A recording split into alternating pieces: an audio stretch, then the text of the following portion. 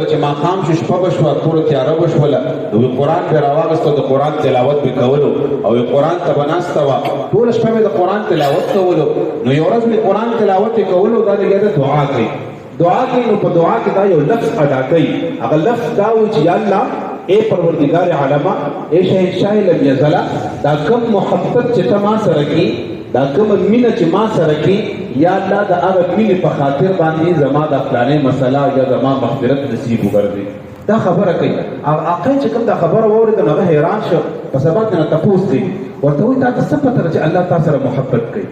تا ته څه پته ده چې الله تا سره مینه کوي د دې خبرې دلیل څه دی د دې خبرې ثبوت څه دی تا ته څه پته ده چې الله تا سره محبت او تا سره مینه کوي هغې وله یو جواب ورکړه الله اکبر هغې وله جواب ورکړو حدیث مبارک نه وله دلیل ورکړه ثبوت یې ورته ورکړه چې نبی مقرر صلی الله علیه و آله وسلم فرمایي وایي چې رب کائنات چا سره مینه کوي که نه او چا سره محبت کوي چا سره مینه کوي چا سره محبت کوي د هغې خبرې دلیل دا دی چې رب کائنات جل وعلا کله یو بنده خپل کلام ته کېنولو خپل قرآن ته کېنولو او د قرآن د تلاوت د اورېدو د وینا د خدمت الله رب العزت توفیق ورکړه نو دا د دې خبرې دلیل دی چې رب کائنات انسان سره محبت کوي نو زه ټوله ورځ ستا خدمت وکړم چې کله ماښام شو د خوب ټیم شي زه قرآن ته کښېنم او زه قرآن ویما دا د دې خبرې دلیل دی چې رب قدیر لم یزل ما سره محبت او ما سره مینه کوي لګیا دی